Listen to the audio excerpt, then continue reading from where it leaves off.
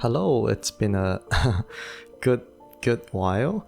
In fact, it's been so long. I opened a cottage bakery for 6 months, and so I have some spoils of war here in the form of mangoes, which I'm going to make a simple mango dessert with chewy balls. First step is to pretend to be cutting a mango while not knowing how to cut a mango at all.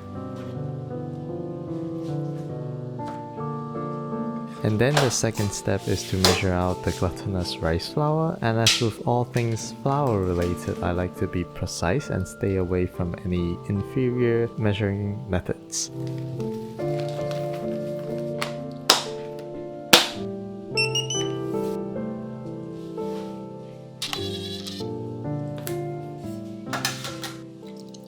This chewy ball actually just consists of flour and water, but it has to be boiling water. Otherwise it would just turn out soft instead of chewy. Mix the boiling water together with the flour with non-uniform chopsticks and they won't immediately form a dough and will just be clumps. You will have to force it to combine by the power of your hands.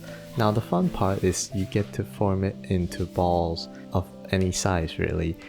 Just don't make it too big so it's too awkward to put in a bowl.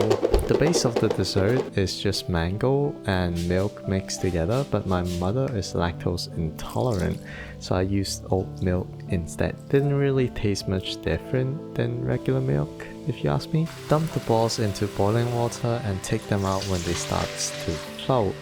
You don't really want to cook it more than it needs because it will be, again, less chewy, and we want to maximize the chewiness. So you need to throw them into some cold or ice water immediately. Now just put the mango juice and the mochi balls together. The mochi itself doesn't really taste of much.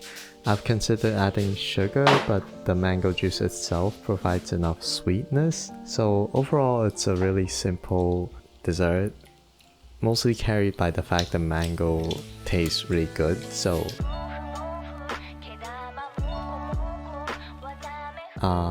And that's it.